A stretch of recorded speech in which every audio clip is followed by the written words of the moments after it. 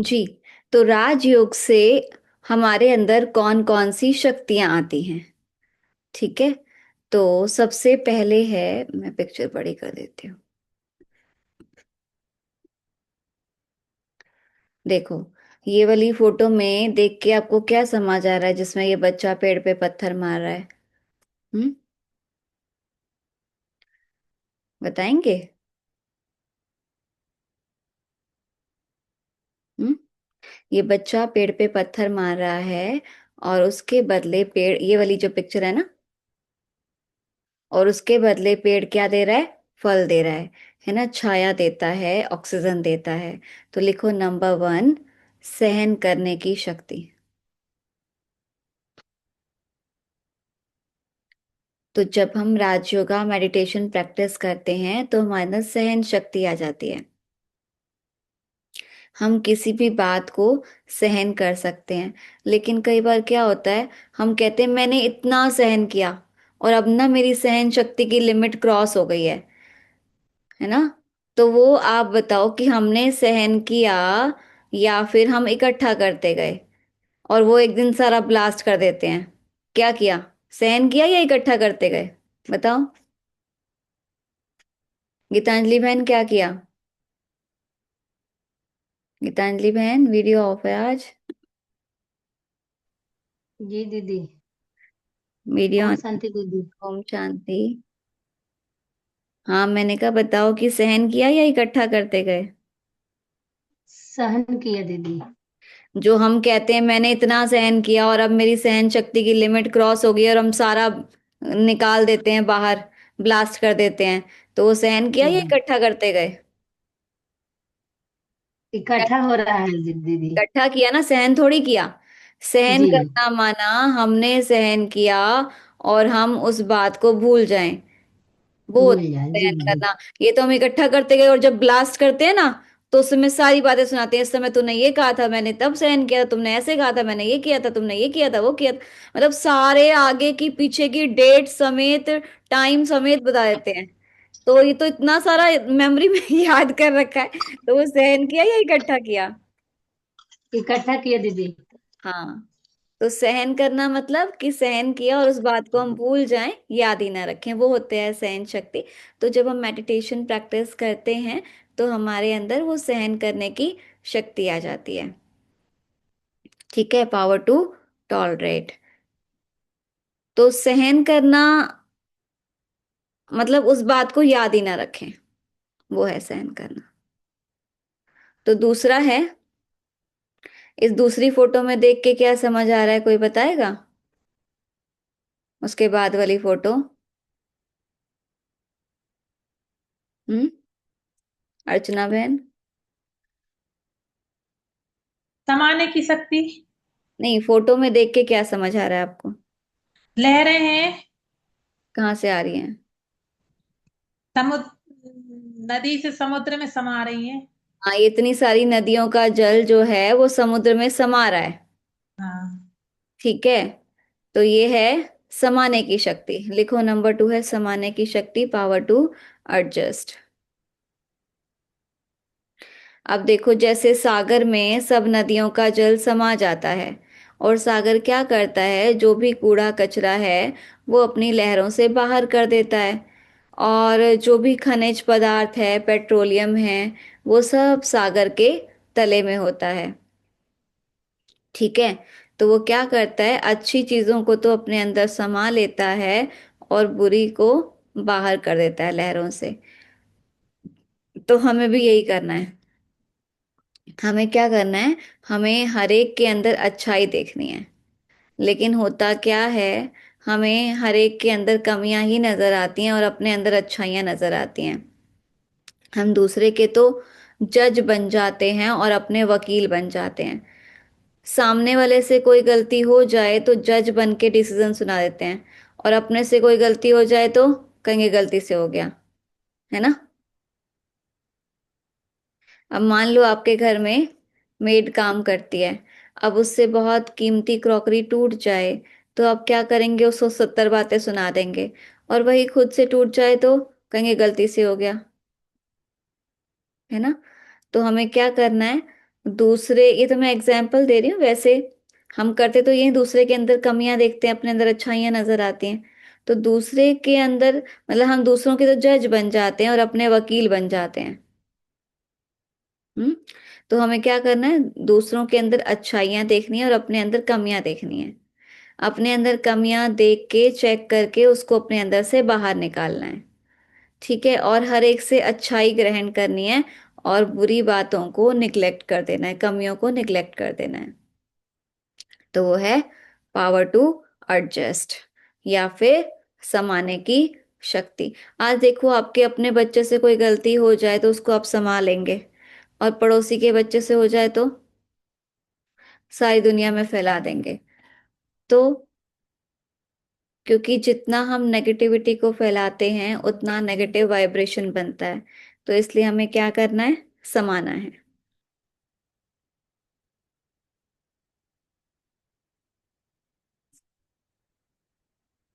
ठीक है। अब नेक्स्ट फोटो देखो, इसमें क्या समझ आ रहा है। हम्म। सबका वीडियो ऑफ क्यों है, वीडियो ऑन क्यों नहीं कर रहे हैं। नेक्स्ट फोटो को देख के क्या समझ आ रहा है, शर्मिला बहन।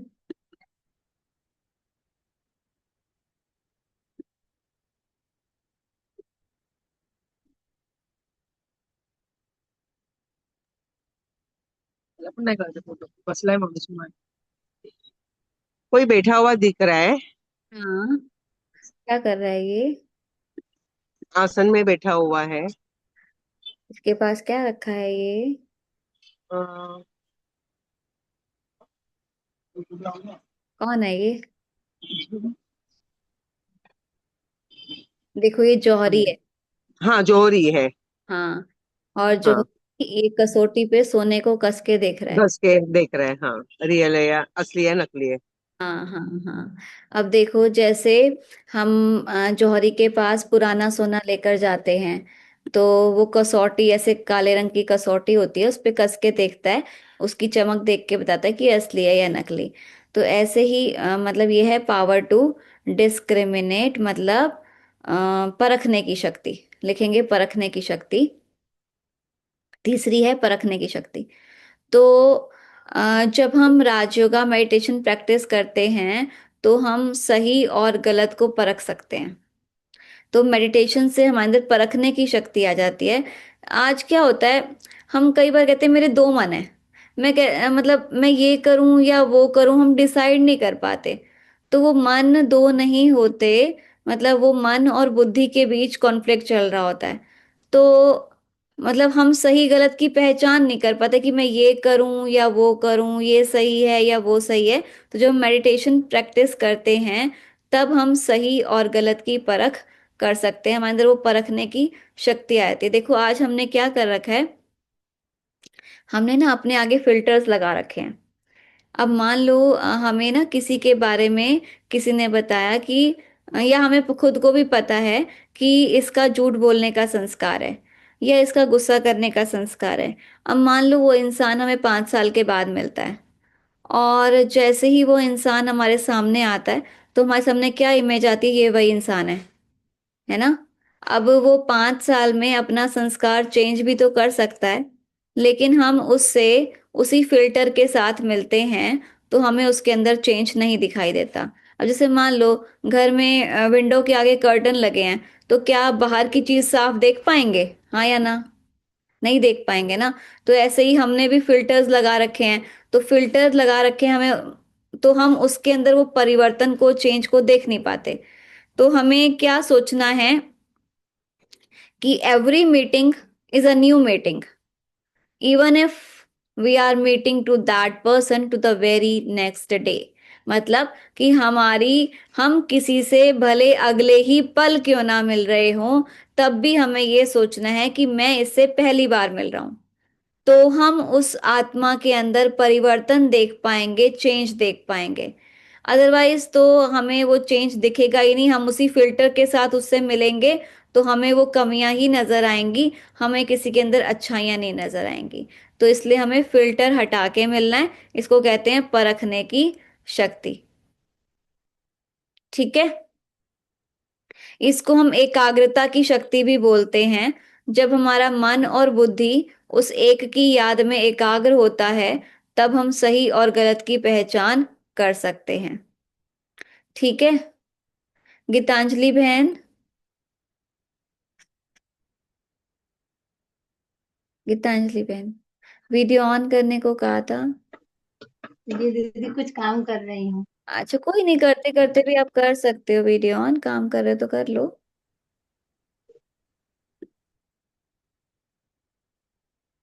नेक्स्ट है, वो असल में दिखता है ना कि दिख रहे हैं, ऐसे तो लगता है पता नहीं हम किसको सुना रहे, कोई सुन भी रहा है नहीं सुन रहा। नेक्स्ट है, इस फोटो में देख के क्या समझ आ रहा है आपको? हम्म। अर्चना बहन, क्या दिख रहा है ये अगली फोटो में?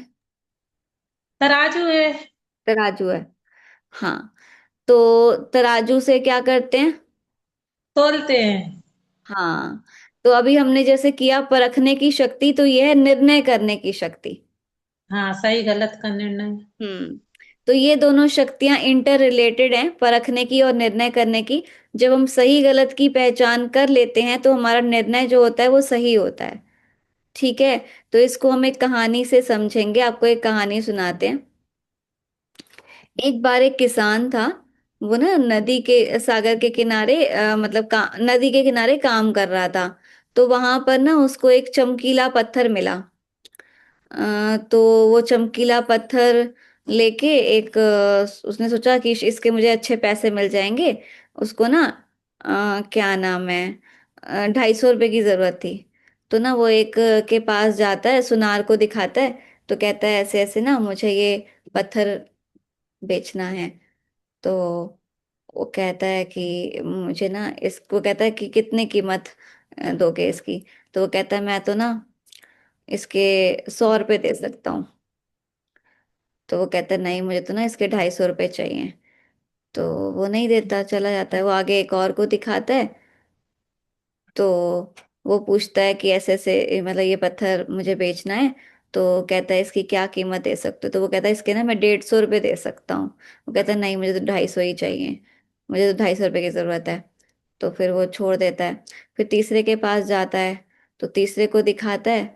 तो वो कहता है कि ये मुझे इसकी मतलब क्या कीमत होगी? वो कहता है तुम्हें कितनी चाहिए? वो कहता है मुझे 250 रुपये चाहिए। दे देता है 250 रुपये।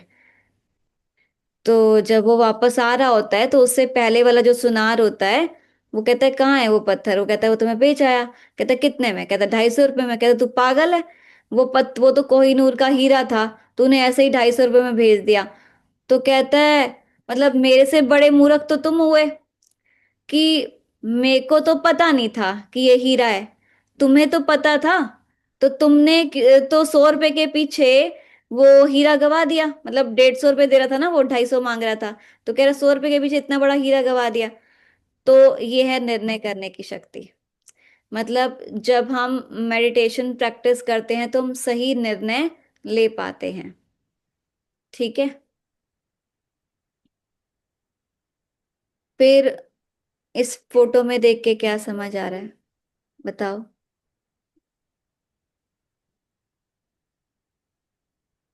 क्या समझ आ रहा है इस फोटो में देख के?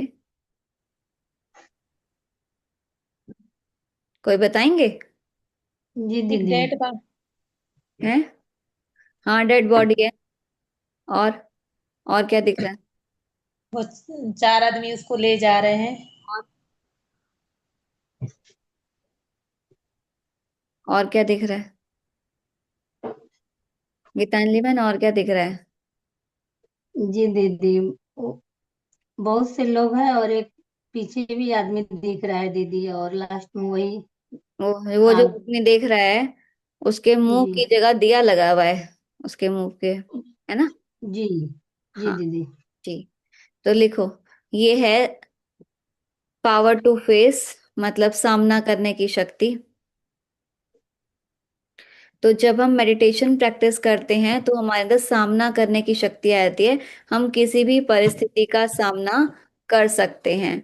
आज हमारे सामने बुरी से बुरी परिस्थिति क्या आती है?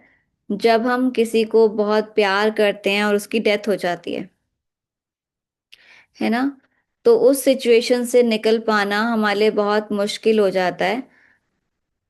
लेकिन अब हमें ये नॉलेज है कि हर आत्मा का कर्मों का हिसाब किताब है, और जितना टाइम उसका मेरे साथ कर्मों का हिसाब किताब है, वो आत्मा मेरे साथ रहेगी।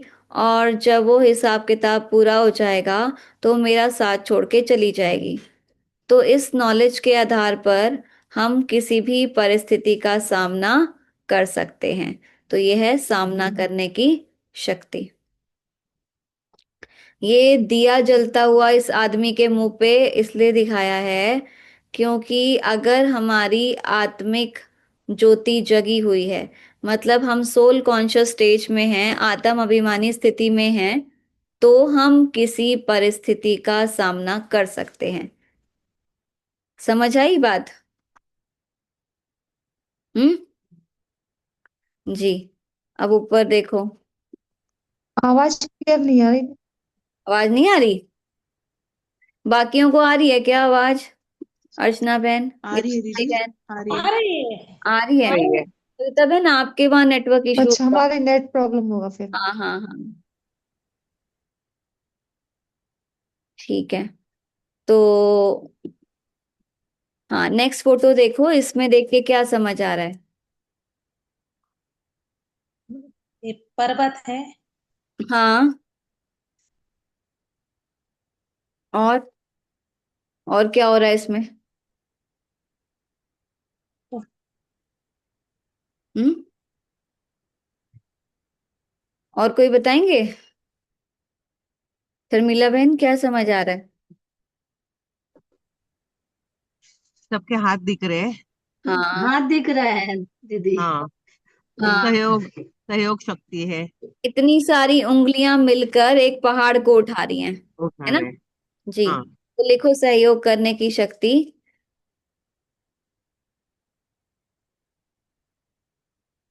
तो इसमें दिखाया है कि जब हम आपस में मिलजुल कर कोई भी कार्य करते हैं, तो पहाड़ जैसा मुश्किल काम भी हम आसानी से कर सकते हैं। उसमें दिखाया था ना कि श्री कृष्ण ने गोवर्धन पर्वत उठाया और सबने एक एक उंगली का सहयोग दिया। तो वो कोई स्थूल पहाड़ उठाने की बात नहीं है। जब हम सहयोग से मिलजुल कर कोई भी काम करते हैं, तो हम पहाड़ जैसा काम भी आसानी से कर सकते हैं। अब जैसे एक काम को करने में एक इंसान को 4 घंटे लगते हैं, अब वही काम चार लोग मिलके करेंगे तो 1 घंटे में भी हो जाएगा। और हम हंसते खेलते बातें करते इतनी आसानी से वो काम कर लेंगे। ठीक है। तो वो है सहयोग करने की शक्ति, जिसका बेस्ट एग्जाम्पल आप देख सकते हो हमारे यहाँ ब्रह्मा कुमारी इसमें, है ना। देखो हमारे माउंट आबू में, आपने सुना होगा हमारा हेड क्वार्टर है। तो वहां पर जैसे जब प्रोग्राम होता है, बाबा मिलन का सीजन होता है, तो एक बारी में 25,000 लोग आते हैं। और इतने सारे लोगों के रहने की व्यवस्था करना, खाने की व्यवस्था करना, पानी उनको प्रोवाइड करना, जहाँ पे पानी की इतनी कमी होती है। तो सोचो। और मतलब हर चीज के लिए बसेस का अरेंजमेंट, सब कुछ सारे अरेंजमेंट देखना, तो कैसे होता है ऐसा काम?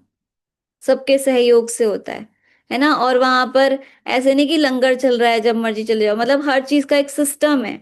एक मतलब पूरे सिस्टम से काम होता है। जैसे सुबह जैसे मान लो हमारी क्लास होती है 7 से 8, और उसके बाद 8 से 9 नाश्ते का टाइम होता है। तो वहां पर खाना बनाने वाले खाना बना रहे हैं, सर्व करने वाले सर्व कर रहे हैं, बर्तन मांजने वाले बर्तन मांज रहे हैं। और अगर आप 9 बजे के बाद जाएंगे ना डाइनिंग एरिया में, पूरा डाइनिंग एरिया आपको क्लीन मिलेगा। क्यों हो रहा है? कैसे काम हो रहा है? सहयोग से काम हो रहा है। जो लोग आते हैं वहां देखते हैं, कहते हैं इतना अच्छा मैनेजमेंट और इतने अच्छे तरीके से काम हो रहा है। तो यहाँ कोई सुपरवाइजर नहीं, कोई मैनेजर नहीं, कोई नहीं देख रहा, फिर भी सब अपनी मस्ती में करे जा रहे हैं। तो कौन सी शक्ति है वो? सहयोग की शक्ति। ठीक है। क्योंकि सब क्या समझते हैं? सेवा है, परमात्मा का कार्य है ना। तो सब मिलजुल के काम कर लेते हैं और इतनी आसानी से हो जाता है। ठीक है। अब नेक्स्ट फोटो में आप देखेंगे क्या दिख रहा है ये। हम्म। बताएगा कोई? कौन है ये? हम्म। कछुआ दिख रहा है दीदी। कछुआ क्या करता है? कछुआ पानी में भी रहता है और बाहर भी दीदी रहता अच्छा, है, और ज्यादा दिन तक वो जिंदा ज्यादा रहता दिन तक? है दीदी। ये ज्यादा दिन तक क्या कह रहे हो? ज्यादा दिन तक क्या होता है? जिंदा रहता है, उसका आयु लंबी होती है। क्यों होती है इसकी आयु लंबी? उसका आयु लंबी होती है दीदी। क्यों होती है, कारण क्या है? ये नहीं बता सकती हूँ दीदी। अच्छा, नहीं पता। ठीक है, नहीं तो ये दीदी। शक्ति का नाम मैं समझाती हूँ। शक्ति का नाम है विस्तार को सार में समाने की शक्ति। इसमें कछुआ क्यों दिखाया है? कछुआ क्या करता है जब उसको चलना है ना, या खाना है, तो वो अपने अंगों को बाहर निकालता है। और उसके मतलब जब कुछ नहीं करना तो वो उसको अपने ऑर्गन्स को ना अपने इस शेल में समेट लेता है। ठीक है, तो इससे इसको फायदा क्या होता है? जी एक, दीदी। हाँ, इससे फायदा क्या जी। होता है कि एक तो इस पे कोई जंगली जानवर अटैक नहीं कर सकता, और दूसरा फायदा क्या होता है कि इससे इसकी एनर्जी सेव होती है ना। इसका जो बाहर से तो वो एक पत्थर की तरह दिखता है ना, उसका शेल इतना हार्ड होता है, आप उस पे हथौड़ा भी मारो टूटेगा नहीं। तो जब ये अपने अंगों को समेट लेता है तो उस पे कोई जानवर अटैक नहीं कर सकता, और इससे इसकी एनर्जी सेव होती है। एनर्जी सेव होने से इसकी आयु लंबी होती है। ठीक है, तो ये है विस्तार को सार में समाने की शक्ति। तो जब हम मेडिटेशन प्रैक्टिस करते हैं तो हमारे अंदर वो विस्तार को संकीर्ण करने की शक्ति आ जाती है, हम अपने आप को विड्रॉ कर लेते हैं। है ना, कई बार क्या होता है कि कोई हमें अपनी कोई बात बताता है ना, बहुत डिटेल में बताता है, इतनी लंबी चौड़ी स्टोरी बना के। हम कहते हैं कहना क्या चाहते हो, है ना। तो कम बोलना है, धीरे बोलना है, मीठा बोलना है, सोच समझ के बोलना है, और जितनी जरूरत हो उतना ही बोलना है। यह है पावर टू विड्रॉ। ठीक है, इससे क्या होगा? इससे टाइम सेव होगा, एनर्जी सेव होगी। टू द पॉइंट बात करनी है। समझ आया? बातों के विस्तार में ना जाकर उसको सार में समाना है।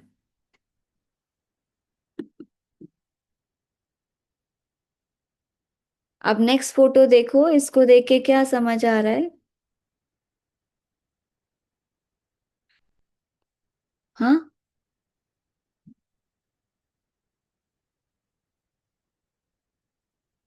अनम्यूट करके बोलो।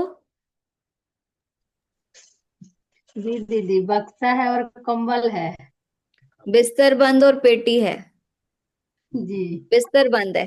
पहले के टाइम पे जी बिस्तर दीदी। बंद लेकर जाते थे ना, और फौजियों का तो अभी भी होता है, वो बिस्तर बंद लेके जाते हैं कहीं जाते हैं तो बिस्तर बंद और पेटी दिखाया है। इसलिए दिखाया है, ये है पावर टू पैकअप, समेटने की शक्ति। ठीक है, आज हमने अपने मन और बुद्धि को सब जगह फैला रखा है ना, दोस्तों में, सगे संबंधियों में, व्यक्ति में, वस्तु में, वैभव में। तो अब सबसे बुद्धि को समेट के उसे एक परमात्मा की याद में एकाग्र करना है। अब आपको एक एग्जाम्पल से समझाते हैं कि जैसे हम कहीं घूमने जाते हैं। अब मान लो हम 2 दिन के लिए गए, तो हम अपना सारा सामान रूम में बिखेर देते हैं, या फिर जो जो चीज यूज होती जाती है उसको वापस बैग में रखते जाते हैं। क्या करते हैं बताओ? हम्म, क्या करते हैं? फैला देते हैं या वापस रखते जाते हैं कि 2 दिन के बाद घर वापस जाना है? हिलाते नहीं है दीदी, वापस समेट रखते के जाते हैं। समेटते जाते हैं ना, कि जी 2 दिन दीदी। बाद वापस जाए तो सारा फैला हुआ कैसे लेके जाएंगे? तो यही हमें करना है कि अब घर वापस जाने का टाइम है, तो अपने मन और बुद्धि को सब जगह से समेट के उसे एक परमात्मा की याद में एकाग्र करना है। तो ये राजयोग से हमारे अंदर 8 शक्तियां आ जाती हैं, जिसका प्रतीक दिखाया है दुर्गा माँ को। दुर्गा माँ के 8 हाथ दिखाते हैं ना, तो वो जी। 8 हाथ जो हैं वो 8 शक्तियों का प्रतीक है। आठ हाथ वाला कोई इंसान होता नहीं है। अब आप देखो, हमें शक्ति को दिखाना है, बल को दिखाना है, तो हम भुजा के रूप में दिखाएंगे। इसलिए आठ भुजाएं दिखाई हैं, पैर उसके हिसाब से नहीं दिखाए। तो ये आठ शक्तियों का प्रतीक है। तो ये आठ शक्तियां हमारे अंदर मेडिटेशन से आती हैं। सहन करने की शक्ति, समाने की शक्ति, परखने की शक्ति, निर्णय करने की शक्ति, सामना करने की शक्ति, सहयोग शक्ति, विस्तार को सार में समाने की शक्ति और समेटने की शक्ति। ठीक है। तो धीरे धीरे हमारे अंदर ये शक्तियां आती जाती हैं, जैसे हम मेडिटेशन प्रैक्टिस करते जाते हैं। कल हम करेंगे आधार और विधि। आज के लिए इतना ही। ठीक है। अब मुझे ये बताओ, होमवर्क किस किस ने किया और किस किस ने नहीं किया। गीतांजलि बहन, होमवर्क किया क्या?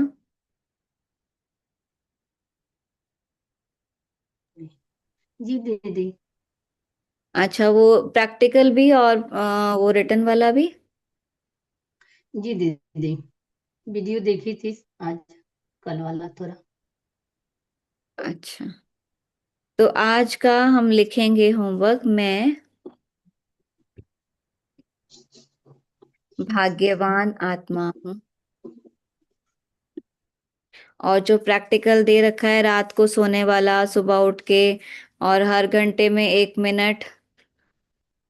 ठीक है। हर घंटे में 1 मिनट वाला नहीं दिया, शायद दिया था। हम्म। गीतांजलि बहन, दिया था हर घंटे में 1 मिनट वाला। नहीं, वो नहीं था दीदी। ट्रैफिक कंट्रोल नहीं दिया? नहीं। अच्छा, तो फिर आज दे देते हैं। ठीक है। ट्रैफिक कंट्रोल क्या होता है? बाकी प्रैक्टिकल होमवर्क तो कर रहे हो, खाना खाने वाला, पानी चार्ज करने वाला, सब कर रहे हो? हाँ, हाँ या ना? कभी याद आ रहा है, कभी दीदी भूल जा रहे हैं। अभी रूटीन में नहीं है। हाँ, तो धीरे धीरे प्रैक्टिस करेंगे ना तो आएगा। ठीक है। अच्छा, तो एक और चीज करेंगे, ट्रैफिक कंट्रोल। ट्रैफिक कंट्रोल क्या होता है? अब जैसे रोड पे ट्रैफिक हो जाता है, तो उसको मैनेज करने के लिए रेड लाइट होती है ना? तो जब रेड लाइट होती है तो क्या करते हैं, सारी गाड़ियां वहीं रुक जाती हैं। तो ऐसे ही हमारे अंदर भी तो थॉट्स का ट्रैफिक हो जाता है। अब उस ट्रैफिक को कौन कंट्रोल करे, कैसे मैनेज करें? तो उसके लिए भी रेड लाइट होनी चाहिए, जहाँ पे सारे थॉट्स रुक जाएं। तो वो रेड लाइट क्या है? वो ट्रैफिक कंट्रोल में एक गीत बजता है। तो जब वो गीत बजता है तो हम अपना सारा काम छोड़ के क्या करते हैं, अपने विचारों को चेक करते हैं। Stop, check and change. मतलब रुकते हैं, अपने विचारों को चेक करते हैं और उनको चेंज करते हैं। तो ट्रैफिक कंट्रोल हर घंटे में 1 मिनट याद कौन दिलाएगा? है ना? उसके लिए भी इजी है। आप ना प्ले स्टोर से ऐप डाउनलोड कर सकते हो, बीके ट्रैफिक कंट्रोल। ठीक है। क्या लिखेंगे? BK traffic control. तो वो ऐप डाउनलोड कर लेंगे तो हर घंटे में 1 मिनट के लिए एक सॉन्ग बजेगा, और आप मतलब सॉन्ग या म्यूजिक कुछ भी आप उसको अपने हिसाब से चेंज भी कर सकते हो। तो जब वो बचेगा तो सब कुछ छोड़ के 1 मिनट परमात्मा को याद करना है। तो उससे क्या होगा कि हमारी याद बनी रहेगी। है ना? जैसे बताया कि हम, हाँ, वैसे तो हमें 24 घंटे उसकी याद में रहना है, हर कर्म करते, लेकिन भूल जाते हैं बीच बीच में। तो इसलिए याद करने के तरीके बता रहे हैं। ठीक है। समझ आया? और लिखने का करेंगे, मैं भाग्यवान आत्मा हूं। तो हम इस सोच से लिखेंगे कि मैं कितनी भाग्यवान आत्मा हूं, जिस भगवान को सारी दुनिया ढूंढ रही है ना? और मुझे घर बैठे ही उसका परिचय मिल गया। तो मेरे से ज्यादा भाग्यवान तो इस दुनिया में कोई हो ही नहीं सकता। तो इस थॉट के साथ लिखेंगे। ठीक है। तो अभी मेडिटेशन करें। हम्म।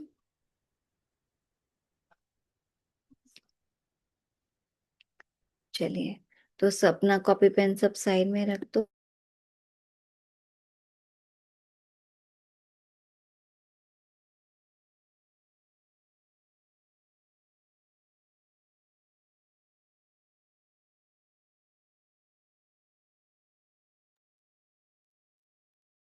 सीधे होकर बैठेंगे।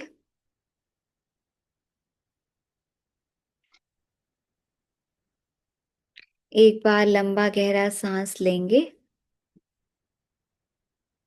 छोड़ेंगे।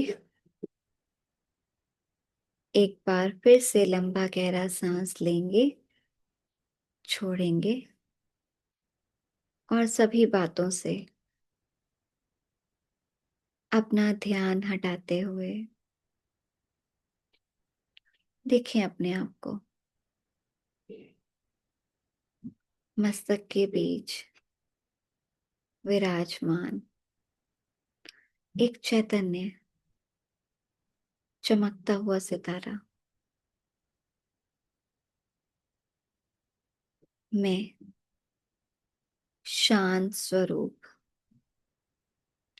पवित्र आत्मा हूँ, पुण्य आत्मा, श्रेष्ठ आत्मा।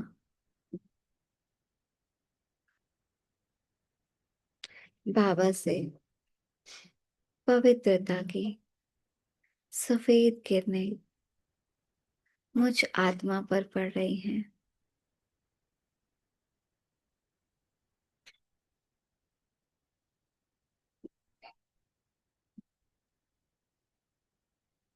और मैं आत्मा शक्तिशाली बनती जा रही हूँ।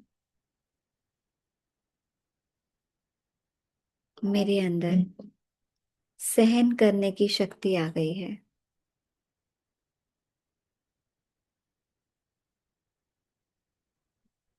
अब किसी के भी कड़वे बोल मुझे परेशान नहीं करते।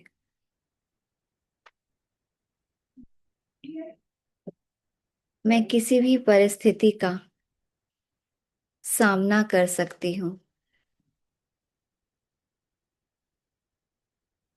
सही गलत की पहचान करके सही निर्णय ले सकती हूँ।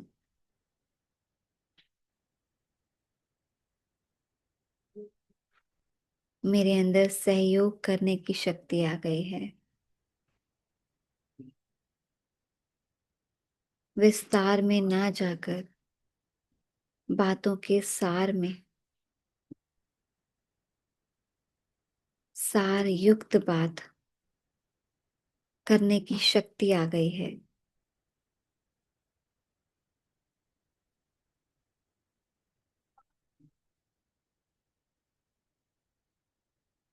अब सभी जगह से मन और बुद्धि को समेटकर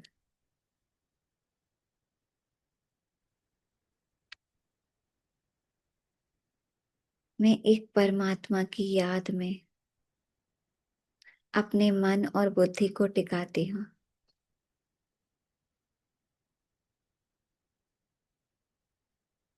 एक बाबा ही मेरा संसार है। मैं बाबा से सर्व सुखों की प्राप्ति का अनुभव कर रही हूँ।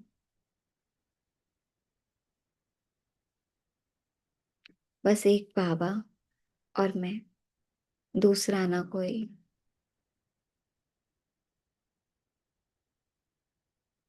बाबा से ही मेरे सारे संबंध हैं।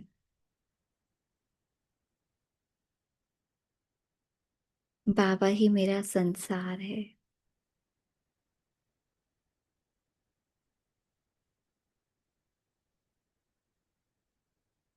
ओम शांति।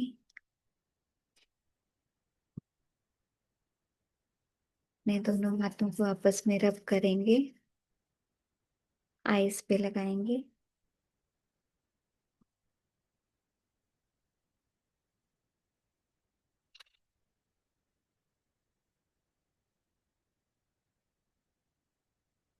ओम शांति।